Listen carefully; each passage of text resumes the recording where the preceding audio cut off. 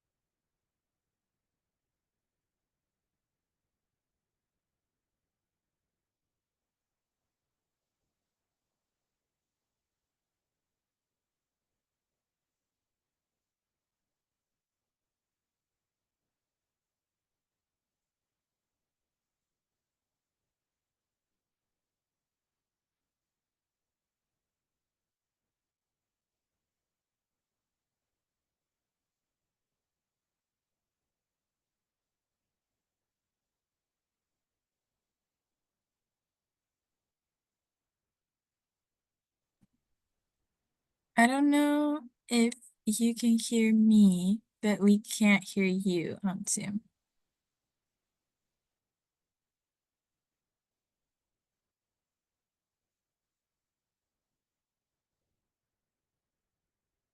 All right. Hey, I think it's working. Yeah, so the problem that motivates most all of my work is the extinction crisis. So approximately 10 to 40% of all vertebrate and plant species are threatened with extinction over the next few decades. And one of my favorite quotes is from the so-called father of biodiversity, E.O. Wilson, that also is highly motivating, is it will take millions of years to correct this ongoing loss of genetic and species diversity caused by the destruction of natural habitats. This is the folly that our descendants are least likely to forgive us. So just in 2020, these are a few of the species that were declared extinct. So millions of years of evolution lost. Of special note are the amphibians. They're the vertebrate class that we are expected to lose 40% of taxa in the next decades. And these projections don't include climate warming. And unfortunately, the rate of climate warming is accelerating. So the rate of warming, especially the last few years, has increased. So yeah, help stop the loss. So part of the solution is teaching field courses, and I'm fortunate to be at the Flathead Lake Biological Station where we teach field courses most of the summer. And so we take students into the field, including grad students. My class has a grad student or two most years for experiential learning. And I see the field classes make a larger proportion of my students it changes their career path. They become much more interested in nature, the great outdoors, and using conservation somewhere in their careers, whether it's teaching or, some of them even get law degrees. So my class, for example, we go into Glacier Park and we camp. This is students discovering a wolf den, and we talk about carnivore controversies. And a special aspect I recommend, especially for early career folks, now or later in your career, if you can include field trips or field courses in your work, it can make a difference. And if you bring experts along, it makes it's especially fun and rewarding.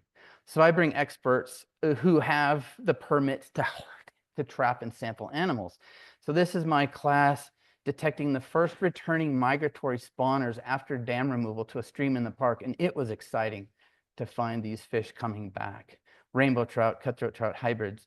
We do mist netting, learn to handle birds, learn about the biology. So that's a brood patch on a female chipping sparrow. In the park, we pit tag and sample amphibians and test for using qPCR back in the lab to test for chytrid fungus. So anyway, I would strongly encourage you getting involved in and maybe leading field courses. That's how I got into biology in the first place, was going on field trips. So I wanted to briefly mention, I've been fortunate to be involved as a co-author on this book led by Fred Ellendorf, and just wanted to mention the third edition came out a couple of years ago and is fully revised to include genomics. And it got good reviews, especially in the area of how it presents population genetics theory in a way that's easy to understand in the first third of the book, the first part of the book, with lots of applications of genetics and genomics for conservation.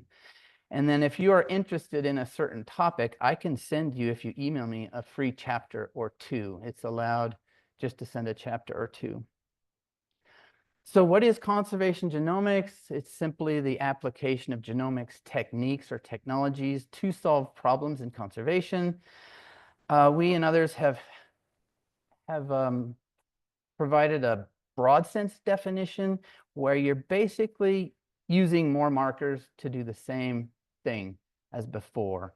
So traditional approaches, but with more statistical power to estimate population parameters, for example. Then a better or a narrow sense definition is using mapped loci, so a physical map, a sequence, or a linkage map covering the entire genome with high enough density that you can detect processes and study them in different parts of the genome. So selection signatures, for example. And identifying functionally important loci is a big part of it. So adaptive loci, potentially adaptive loci, or harmful alleles, along with studying neutral loci. So I'll talk more about this later and give examples of each. So genomics has exciting and enormous potential to help curb the extinction crisis. And my lab works really to realize this potential by developing and applying new methods. And this potential results from a combination of advances in at least three main areas. So there have been advances in obtaining DNA samples, genotyping the samples once you get them, so producing the genetic data, and then analyzing the data. And so DNA sampling, for example, non-invasive sampling was a big deal, especially 10 to 20 years ago, where you get scat, hair, fecal, urine, saliva, track samples in the field. And then eDNA sort of not replaced, but it includes non-invasive sampling, where you're only getting mixed samples of cells or DNA, and you're analyzing that. And eDNA sample or museum samples. So this was on the cover of Molecular Ecology last year, just one of many examples where the authors sampled, this is the blow or the breath of a whale. They flew drones over, sampled the DNA, and you can get individual information on the whale, but also the microbiome of the lungs, and look for and monitor respiratory pathogens, for example. There's just so many cool examples like that. And then as far as producing data, we can get unlimited DNA marker information now. There's probably 20 variants of this so-called RAD-seq method, where you restrict the enzyme and then sequence bits of it, and low coverage whole genome sequencing. So you don't have to spend a lot of money. You can get low coverage and you can learn a lot. And then it seems like every month or more frequently, there's new statistical methods, new modeling approaches, new approaches to extract information from the data, to estimate new parameters or the same parameters in a more efficient, effective way. And I'll talk about runs of homozygosity a bit. I won't get to talk much about assignment tests, but that's one of the biggest deals, I think, in applications of genetics to conservation and ecology, is tracking individuals who disperse, or forensics assignment tests. So these three areas together lead to this information explosion that's really improving conservation and management. And it's really an exciting time to be a geneticist, or to collaborate one if you're not going to be or are a geneticist. So I just wanted to mention my list of ways genetics contributes information. You obviously can get genetic diversity, study inbreeding, mating between relatives, and genetic rescue, which I'll talk about today. You can count the number of individuals on the landscape, get abundance information. or, fish in the water. You can get at effective sizes as well, which I'll talk about. And from a single contemporary sample, you can learn about and estimate the past and present population size, effective population size. Then you can identify population structure or units, so management units that are demographically independent, evolutionary significant units. You identify units on the landscape. You can quantify connectivity, so dispersal or gene flow. Again, with a single contemporary sample, you can infer past connectivity and current. Of course, you can look at local adaptation and selection, natural and unnatural, unnatural being harvest, so hunting or fishing, which can cause a selection response that we might not, want, but want to know about. One of the biggest applications of genetics is in forensics, so genetic identification of individuals, sex, population of origin, and law enforcement. So, the standard, the rhinos, the pangolins, the birds, the illegal trade. You can do parentage analysis because a lot of the pet trade, it's only legal if the individual was born in captivity, so it should have captive parents. Lots of applications there. Phylogenetics and hybridization. So species identification, subspecies identification, cryptic subspecies detection will help us to better understand and how to protect populations and species. Hybridization. I've done a lot of work on hybridization, so the effect of it on just detecting it's important, monitoring it, but the effect on fitness and spread is important. And then disease transmission is a real big one. Often, for most parasites or pathogens, the only way to detect their presence is with a DNA test. And then to detect their spread, often the only way is to use a phylogenetic or population genetic approach. And microbiomes, there's just so many ways you can use genetics. Looking at microbiomes starting to be used to monitor non-invasively animal health, because the fecal microbiome is representative of the gut microbiome, it's been shown. So you could non-invasively, identify, not only detect individual diseases, but the community composition can be informative to the health of an individual or a population. And then community genomics and community landscape genomics, where you can study the interaction of genes between species and the environment across landscapes. So I ordered these in increasing complexity from looking at individuals up to communities, and wanted to make one more point that there's sort of two main classes of uses of genetics.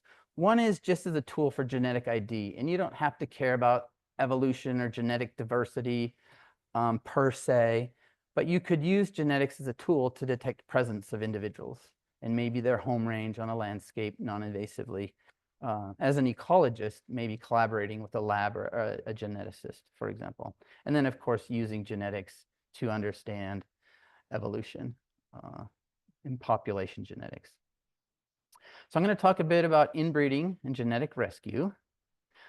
So we've known for over 130 years that inbreeding depression can be a problem. And this is a quote from Darwin's book on animal and plant domestication. As some of our British parks are ancient, it occurred to me that there must have been long continued close interbreeding, which we call inbreeding nowadays, within the fallow deer kept in these parks. But upon inquiry, I find that it's common practice to infuse new blood by procuring bucks from other parks. So in the UK, there's small parks with small populations. But long ago, back in the 1980s, they were conducting genetic rescue, is what we call it today. And genetic rescue is defined as an increase in individual and population fitness owing to immigration of new alleles.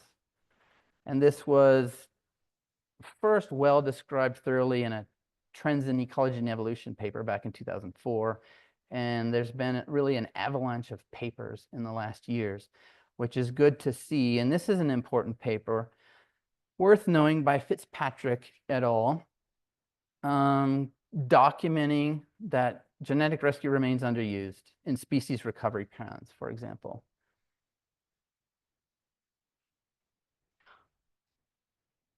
So I thought I should explain some of the mechanisms. How does inbreeding, mating between close relatives, reduce fitness? As parental relatedness increases down here on the x-axis, moving to the right, heterozygosity genome-wide declines in individuals.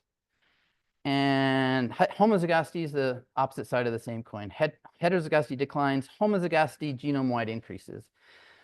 But the key mechanism is homozygosity at loci with deleterious recessive alleles causes these recessive alleles that are typically kept at low frequency and thus hiding from natural selection. Because they're recessive, they're not expressed in the heterozygous condition, they become expressed. So that's the main mechanism of reduction in fitness when these deleterious recessive alleles are expressed. And so the increased homozygosity in offspring leads to reduced fitness, and that's inbreeding depression, reduced fitness from mating between relatives or having parents that are related. And this can lead to reduced population growth. So this was quite the controversy in the 1990s, just a brief historical perspective. It's still somewhat controversial.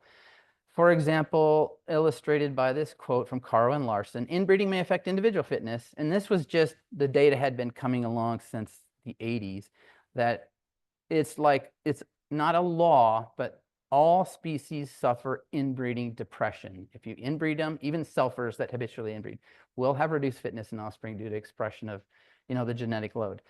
But whether it affects the population was controversial.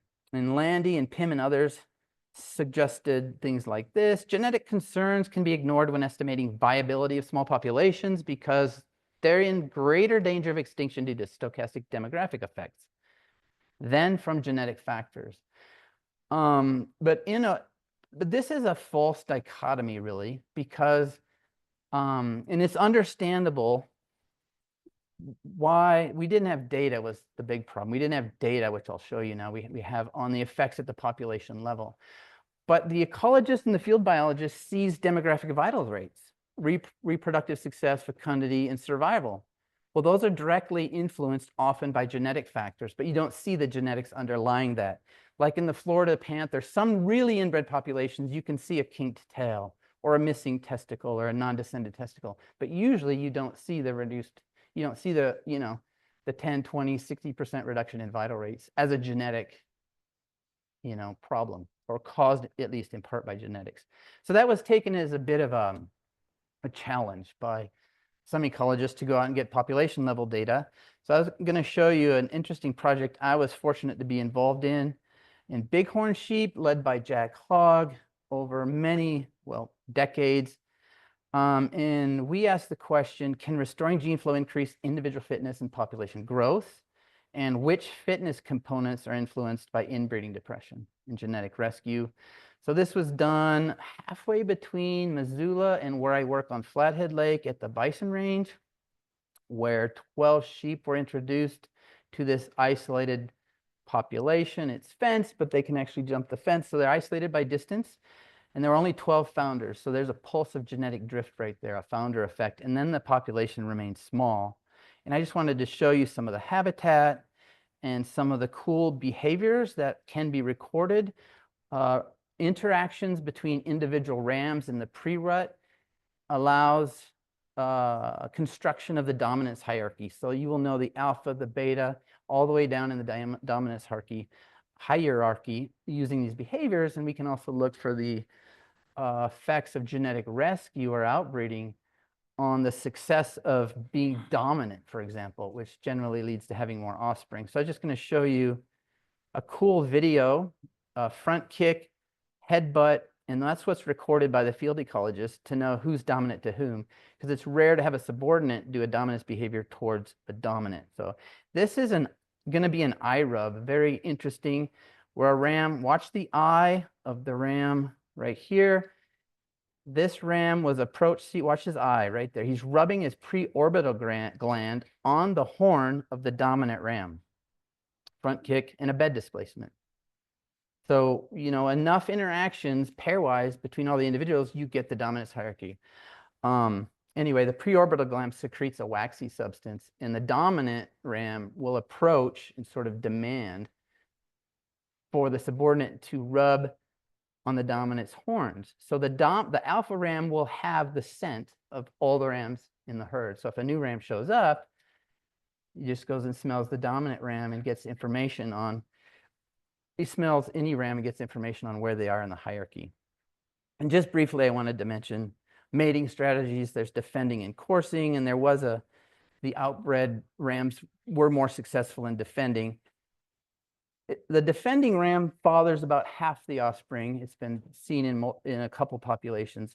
In the coursing behavior, gets about the other half. And I don't have video of it, but this would be, for example, a defending ram who would guard the ewe when she's in estrus, and then coursing sneakers would try to move in and get copulations. So anyway, I'll show you some. It's very intense this ewe is not in estrus, so she's not being particularly pursued. If she was, though, it'd be crazy running around. So I'm just going to show you the population size of the bison range population from founding back in 1921 up to 1985, when the translocation of new individuals to rescue the population occurred. So the population size averaged 42 individuals over this time. 16 microsatellite DNA loci were used to measure diversity in the herd and compare it to others. Diversity was low. It was 30% lower than the source population in other populations. There were signatures of bottlenecks, all the things you'd expect for an isolated small population, and all the individuals were sampled. I mean, you can walk up to lambs and sample them because their birth date is known, because their date of the estrus, it only lasts a few days, so you can know when to go find the lambs. So nice study, introduced 15 individuals from outside, and the population grew, and the heterozygosity or diversity genome-wide was restored. And you might conclude then that genetic rescue worked, but it's important to realize that it could have just been the environment improved. So, it is possible that genetics didn't play much of a role or any role. The environment might have just improved. So it's important to really understand if genetic rescue works to get individual-based fitness data. So reproductive success and fecundity, to know if the outbred individuals perform better than the inbreds in the same environment. Because what if the population doesn't increase? It could be the environment got worse, and you may have restored genetic diversity, but there's still problems that are non-genetic, for example. So there's fitness data on 135 individuals I'm going to show you the results of, including 18 levels of outbreeding, competing side by side in time and space.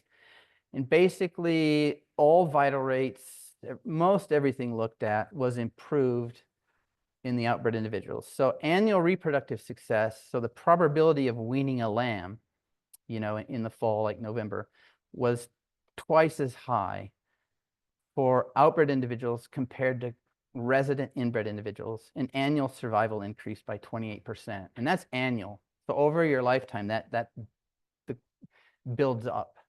And you could see one of the most striking effects was that individuals lived a couple of years longer, and they didn't suddenly hit this brick wall and look really in bad condition. And it was similar for the males. Reproductive success, outbred lambs compared to resident inbreds had 2.5 times more offspring, or successful paternities determined by paternity and the genetic markers, and survival increased similarly. So this is one of the first demonstrations of increased male and female fitness in a fully competitive natural environments. We concluded gene flow into small, recently isolated populations can increase individual fitness and population growth. And managers, we suggested, should consider genetic principles and genetic rescue in small, recently isolated populations. And a nice paper came out by Cardos et al., and I pulled a quote from it: "Increasing evidence demonstrates that genetic rescue works in the vast majority of cases." So one of the most recent data sets with multiple populations comes from alpine ibex in Switzerland. They studied 26 reintroduced populations for over 100 years with very high quality census data. They take their ibex very seriously. They monitor these populations closely, and they allow hunting, very selective hunting. Anyway, they used 37 microsatellite markers, and they measured population-specific inbreeding, which can be interpreted as the average level of inbreeding, or reduction in genome-wide heterozygosity in individuals here on the x-axis, and then population growth on the y-axis. And you can see with increasing inbreeding, there's a reduction in population growth rate. And the circles, interestingly, just represent the inverse of uncertainty of growth rate. So they took into account uncertainty in their growth rate estimation for the population in this study, suggesting that so growth was reduced, population growth rate was reduced by 71% in populations with an average inbreeding level of 0.2. So a reduction in genome-wide diversity or heterozygosity of 20% is what that is on average across individuals, suggesting a higher extinction risk if you have lower population growth for the inbred populations. Interestingly, inbreeding typically, often inbreeding, the severity of inbreeding depression usually increases with stress. And so what they found is that with sort of minimal stress that they measured as summer precipitation, there wasn't a measurable effect of inbreeding. But in years and locations with higher average summer precipitation and maximally high summer precipitation, there was a stronger effect of inbreeding on population growth. So it's important to measure environmental variables also when you're studying the effects of inbreeding depression. So an interesting, important recent paper by Marty Kardos a couple years ago in killer whales. I wanted to mention that genetic factors, they're rarely measured in the wild. It's hard to measure the effects of genetics on individual vital rates, and thus they're often neglected in conservation efforts, especially in population viability models. Even in the whale here that had been studied before in population viability projections, genetics wasn't incorporated. But Marty, thanks to some long-term data, was able to estimate inbreeding depression, which I'll show you. So he concluded inbreeding depression strongly influenced population dynamics. So on the left, he had access to, through collaborators, female and male survival and fecundity, number of offspring produced over 40 years.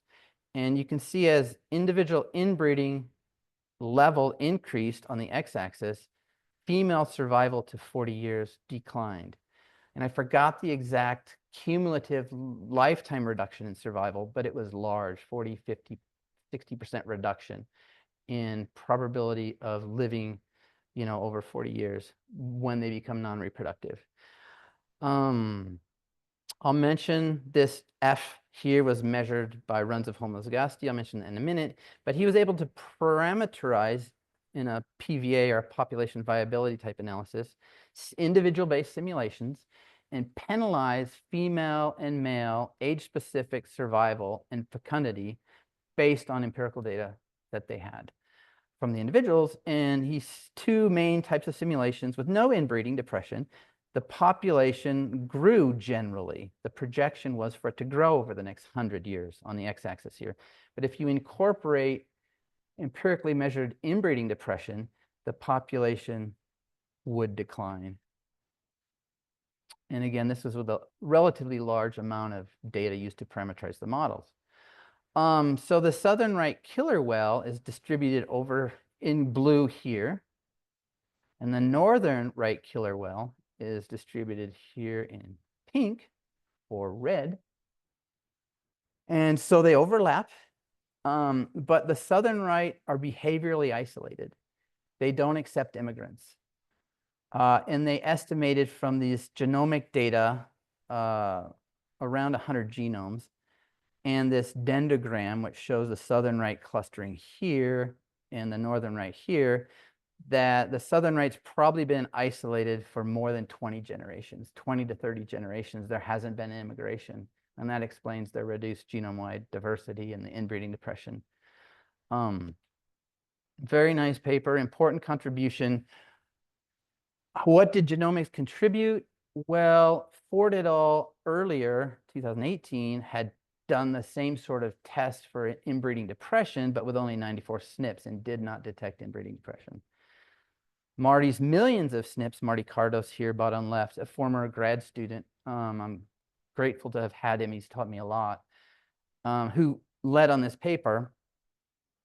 He had millions of SNPs, but in talking with him and during his PhD, he showed through power analyses that once you get up to 3,000 to 5,000 SNPs, anonymous SNPs, they don't have to be mapped, you would get enough power to detect the same inbreeding depression. And Marty's not sure this work will, well, you can't do genetic rescue. You can't do artificial insemination. You can't drop off individuals and hope they'll integrate and crossbreed.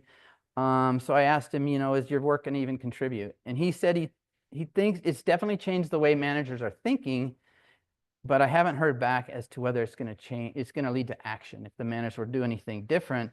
And they're most likely to work on other problems like prey decline. They eat almost only Chinook salmon, which are declining. Ship noise causes them problems.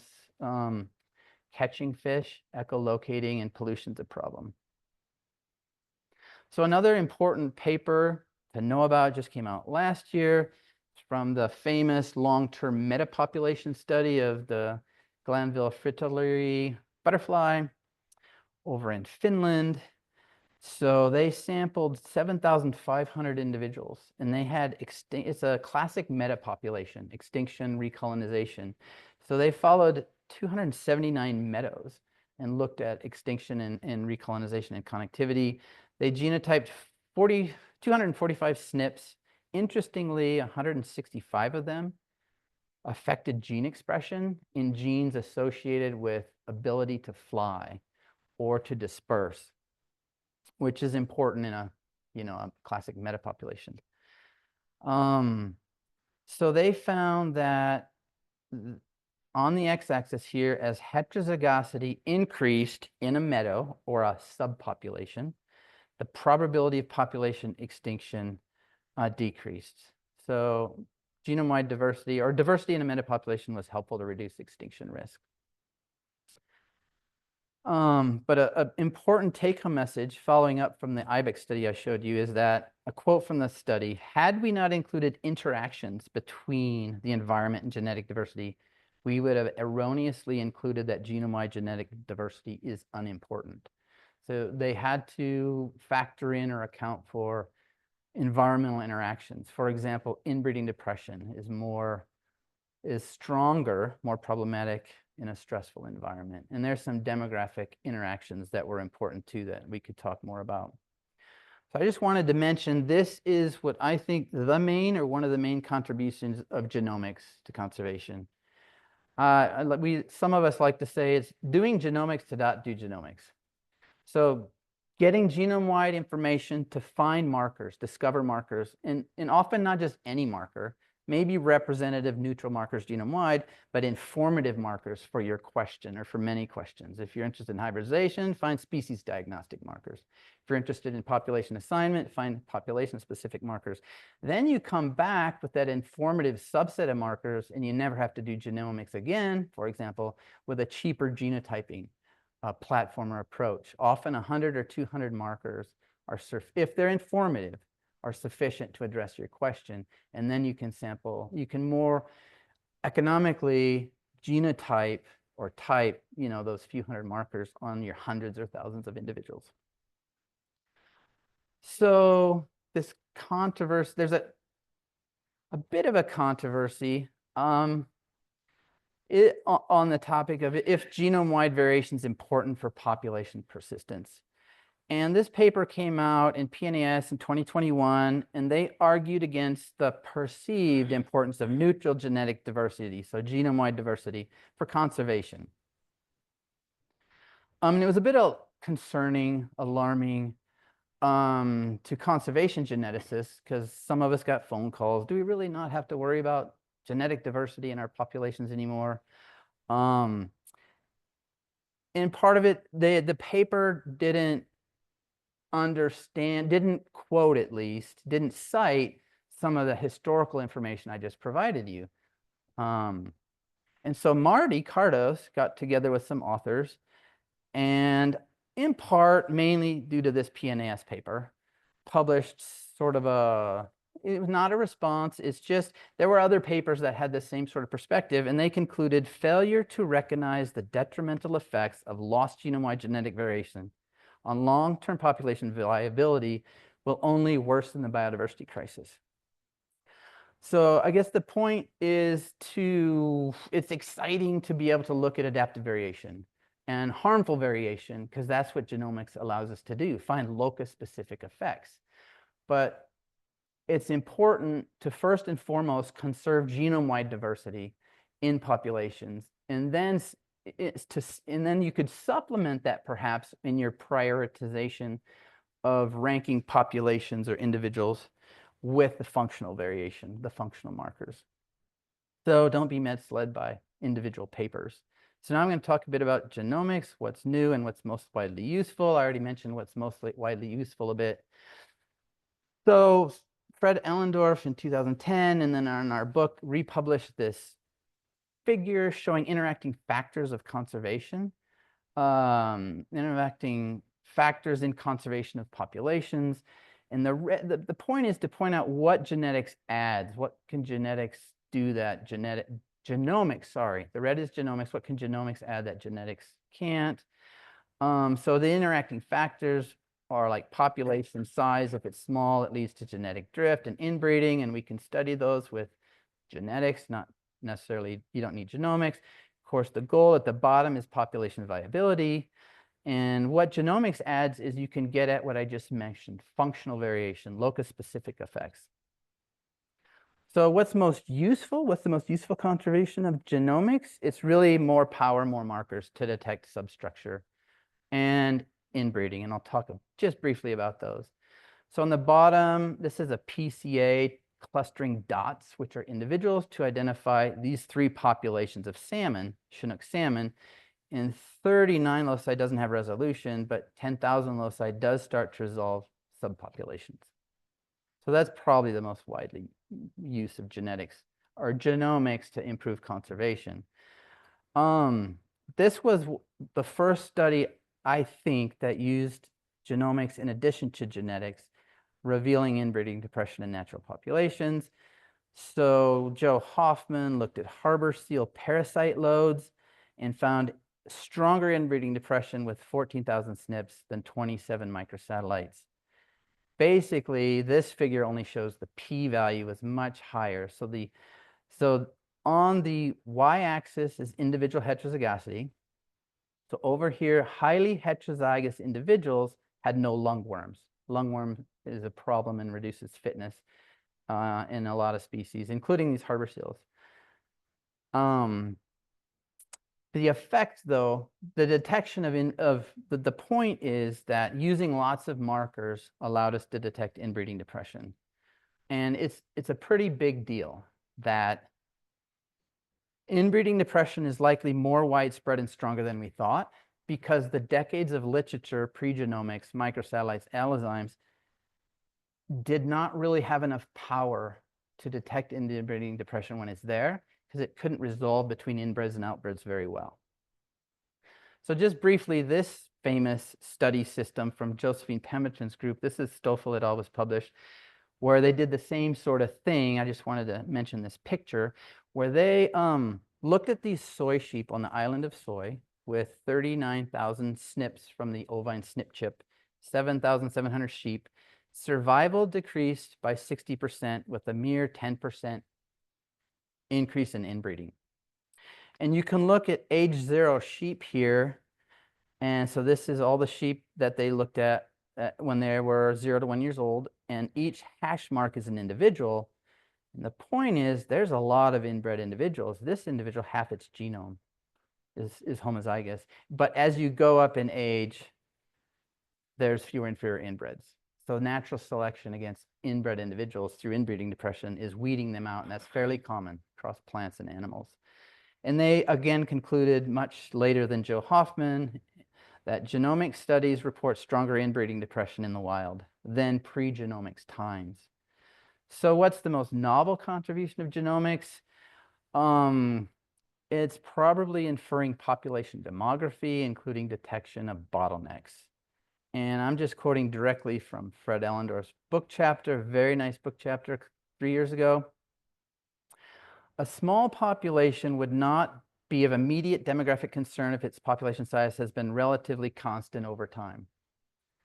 However, a small population would be of immediate concern, conservation concern, if its population size had declined dramatically in recent times. So it's really important to identify bottlenecked populations, and a picture of that is here. So this is the problem you want to detect, a fairly recent strong bottleneck or decline in size, because there's likely to have more fixation of recessive deleterious alleles. They'll drift, the sudden pulse of drift will cause increase in frequency of harmful alleles. So knowing the historical population size is important because larger populations have a larger number of recessive deleterious alleles. So knowing both the current and the historical, and if there's a bottleneck. So I think that's one of the biggest contributions. Yeah, and it's exciting, the title here, genomes of organisms contain a record of the past effective population size. And current, you can get it all. Pre-genomics tests, before we could look at runs of homozygosity, I'll briefly explain, you could only get the current or detect the current contemporary effective size. So just briefly, it's worth knowing that a run of homozygosity is just a stretch in an individual. This is an individual with a chromosome for mom and dad. It's the segments that are identical by descent. There's no heterozygosity. That's a run of homozygosity. So it's a chromosomal tract with no variation. Oh, and it's important to understand that recombination or crossing over during meiosis breaks up the fragment length. So runs of homozygosity decline over time. And that's the key to dating the effective size or the bottleneck event or the inbreeding event. So low effective size or inbreeding leads to runs of homozygosity. And you can look at the abundance of short-ish fragments of runs and longish fragments of runs to get at historical and recent effective size. And this shows you that in the cartoon. So recent inbreeding and small effective size, genome-wide, you get a lot of long runs of homozygosity. Historical inbreeding or small effective size, you get a lot of, short here, long here. And then you can detect both a historical bottleneck in recovery and then a recent bottleneck if you have, an excess or abundance of both long and short runs of homozygosity. So just to show you one of the best figures I think that illustrates this is each row is an individual wolf from Scandinavia. The bottom row is the most inbred wolf with the F coefficient, the inbreeding coefficient estimated from runs of homozygosity. 54% of its genome is homozygous or identical by descent. And you can see the chunks here of missing little. So on the y-axis is heterozygosity. And if there's a peak going up, that's a heterozygous site across the genome. And when there's no peak, there's no variation. So there's entire chromosomes, chromosome 3, chromosome 4. It's identical by descent, inherited from a recent common ancestor. Whereas you look up above at an immigrant wolf, for example, into Scandinavia that's outbred, there's almost no runs of homozygosity. All right. So an important recent study of whole genomes from foxes is likely to inform recovery. And the question I want to mention that was asked by Kate Quinn was, did low genetic diversity arise from recent bottlenecks or long-term small effective size. So it relates to what I just showed you. She sequenced 28 genomes, 16 million mapped SNPs, estimated effective size. These populations are the subspecies have very few individuals left. In the populations they're looking to rescue have 20 to 50 individuals, and they want to know where to bring in immigrants from. I just needed to briefly define effective size and mention this really informative paper by Robin Waples. What is effective size anyway? So the effective size is just a number. It's akin to, but usually smaller than, the number of individuals in the population, the census size. The census size determines ecological consequences of a population, and the effective size determines the evolutionary consequences. So small, it determines the rate of loss of genetic diversity, inbreeding, and in the effectiveness of natural selection. So it's arguably one of the most important parameters in evolution and conservation biology. And just briefly, this is one of the figures resulting from Kate Quinn's paper, showing what she concluded to be typical is that going back in time from the year 2000 back to 1850, back to 1700, the effective size was around 100,000 because most of North America was connected. There was connectivity and gene flow, but like what's happening worldwide, these were fragmented. So since the 1850s, colonization and moving west by settlers, the fox populations declined. And that's a problem. So I think this data well, here's her conclusions. She used both the runs of homozygosity and an independent linkage disequilibrium method, and they both detected bottlenecks, suggesting the foxes are especially predisposed to severe inbreeding depression. And just as an aside, so that's a demographic, the census size is probably a few times larger than the effective size, but just wanted to mention that she also estimated demographically how long the populations had been genetically isolated, which also influences management decisions, whether genetic rescue should be done. Nice paper, thorough, lots of data, nice analyses. So I'll try to be brief because I think 10 minutes. Okay, I'll zip through this because it's more focused on genomicists. But all next-gen sequencing data have errors. Therefore, it requires extensive quality control filtering. This relates to the course I organize annually.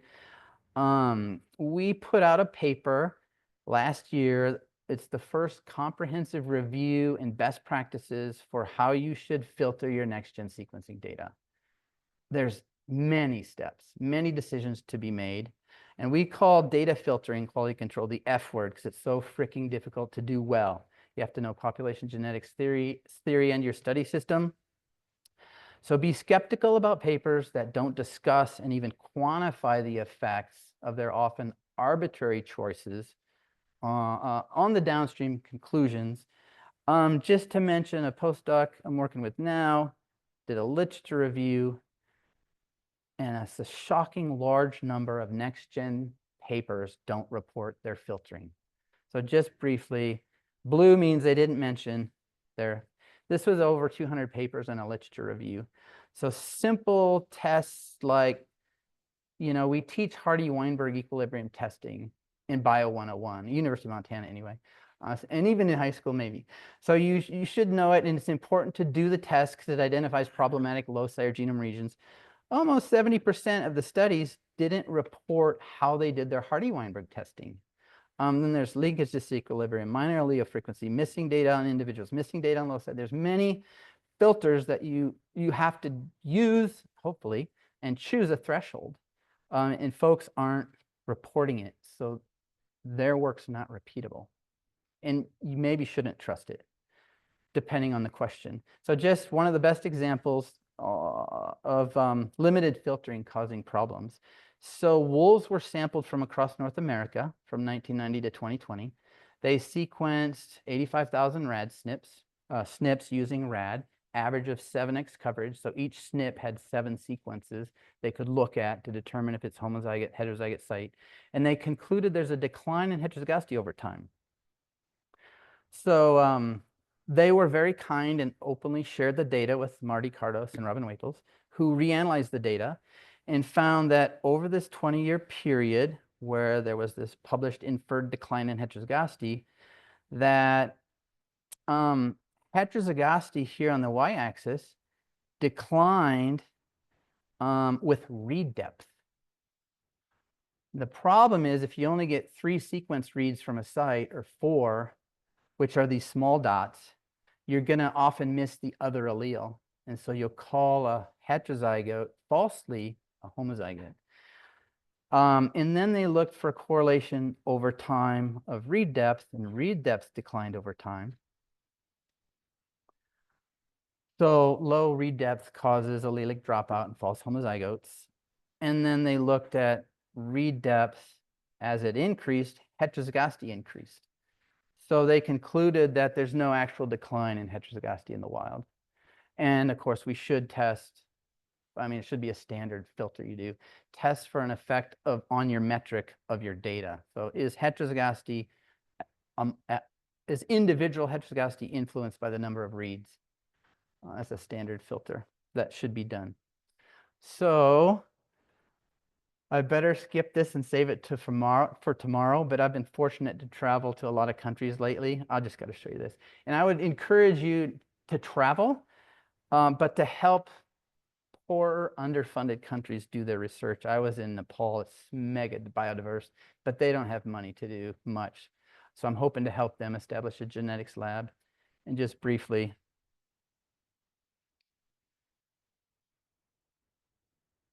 that is a sloth bear. And I hiked by that log just a few weeks after my guide took that video, which I didn't know until afterwards. But the point is, they don't know much about this bear or the 12 wild felid species. They don't know how many there are. They don't know genetic diversity. They don't know if they're declining. And they don't know if there's connectivity with parks that are far away. And same with the tiger. So besides being really helpful and educational to travel, I would encourage connecting with biologists overseas, which I try to do, to help them out. So just to conclude, inbreeding depression can reduce population growth. Genetic rescue should be considered in small, recently isolated populations. Genomics contributes in many ways, mainly by increasing power using traditional approaches, like doing genomics to never do genomics again, or inferring demography, like I showed at the end there. So it's an exciting time to be a geneticist or collaborate with one, or a molecular ecologist. And a quote I found in Allendorf's PVA chapter, we still don't know just how much we can learn from genomics. So it really is exciting times. So thanks for your attention. I'll try to answer questions.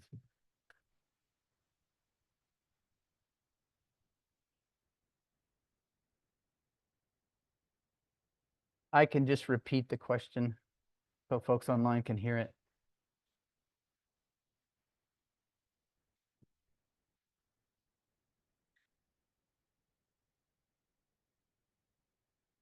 Yeah. So you said that population size is not control for, sorry.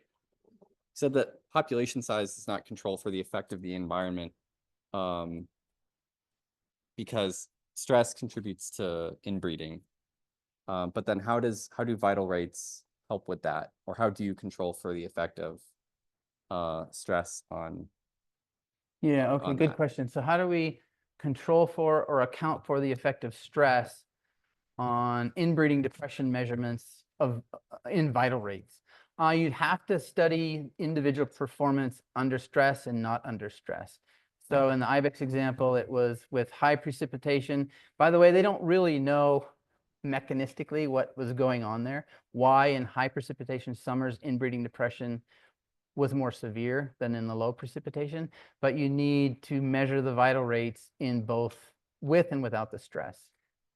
And then, you might not know the stress in advance, so you would measure as many environmental variables as you can.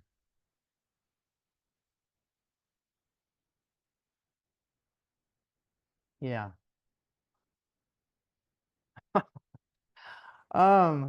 We should just stop extinction, not have to worry about it. Well, it's controversial. You know, you got to make sure there's habitat for them. You want to conserve a lot of landscape or habitat. So if you were to de-extinct, so the question was, what are my thoughts on de-extinction for folks online? You know, it's good to have biobanks and store sperm, eggs, embryo materials. But there's a worry that you might be better off spending your resources on conserving habitat and other species that aren't already extinct, I would say. So I would be skeptical of trying to use it much. Yeah.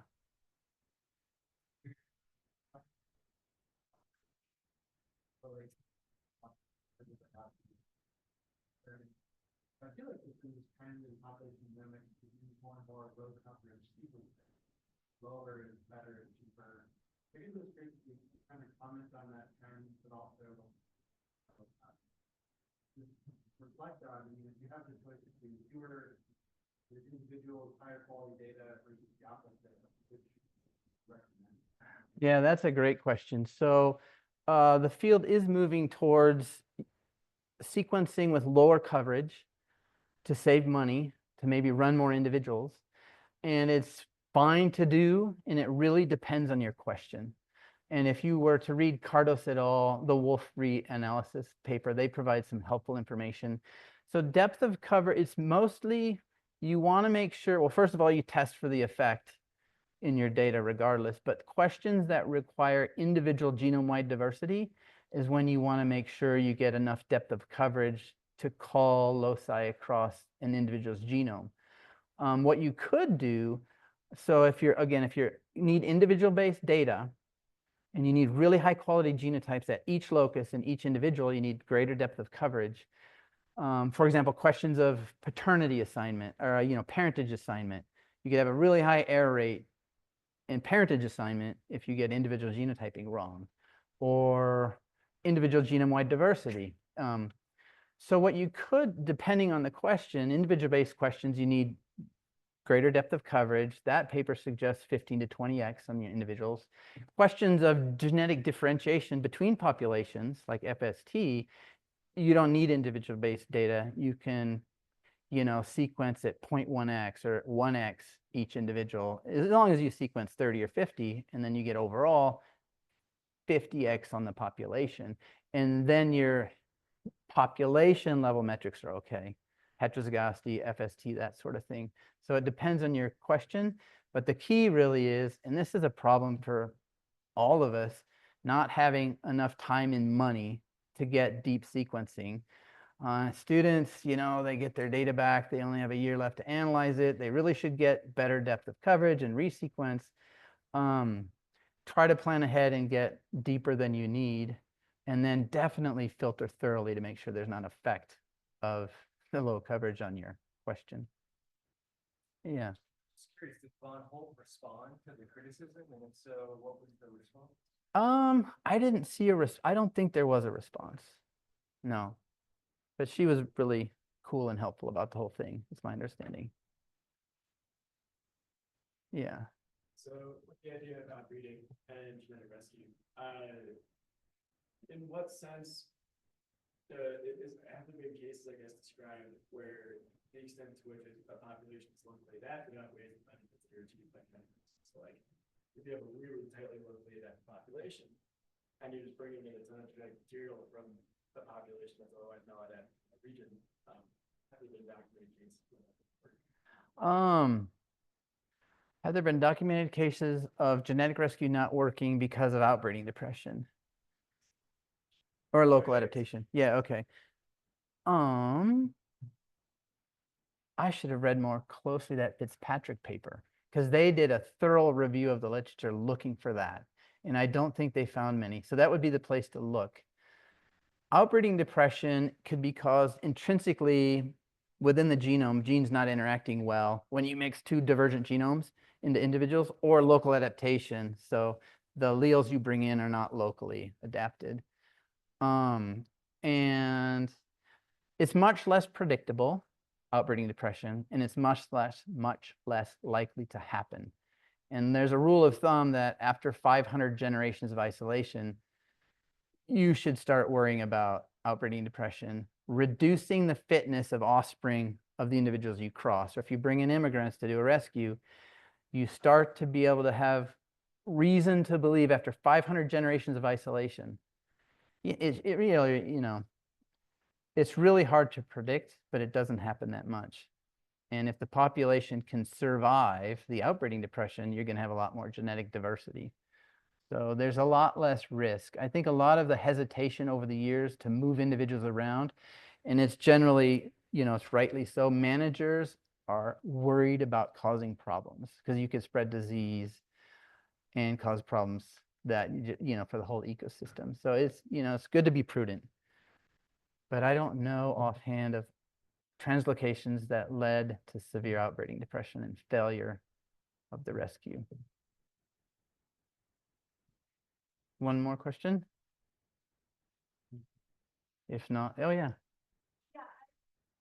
It's kind of a big, but I'm curious how you think about exactly the issues and the trade-off between isolation or limiting translocation to constrain pathogen transmission versus facilitating genetic diversity versus increased connectivity.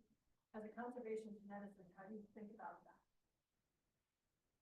Yeah, just let the managers handle it. No, no, it's important to communicate. I mean, yeah, I'm sorry. I shouldn't have said that. It's just a joke. You should communicate thoroughly and weigh, in a framework. You should have a model, a framework that you weigh the different advantages and disadvantages well beforehand and plan ahead and try to mitigate or prepare for potential disease spread by quarantining the individuals, qPCR testing for pathogens, that sort of thing before doing it, and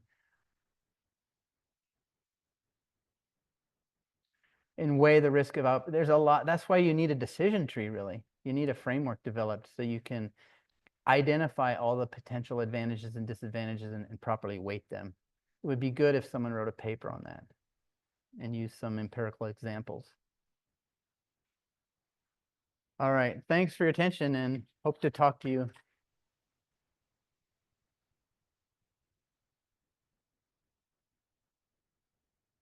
Outside and then one more thing when you're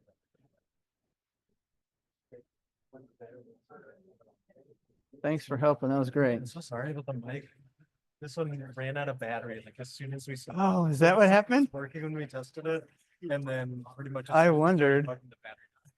Well, that's so good you have two. Yeah, Plan for the future. I know. I'll make sure Lexi knows.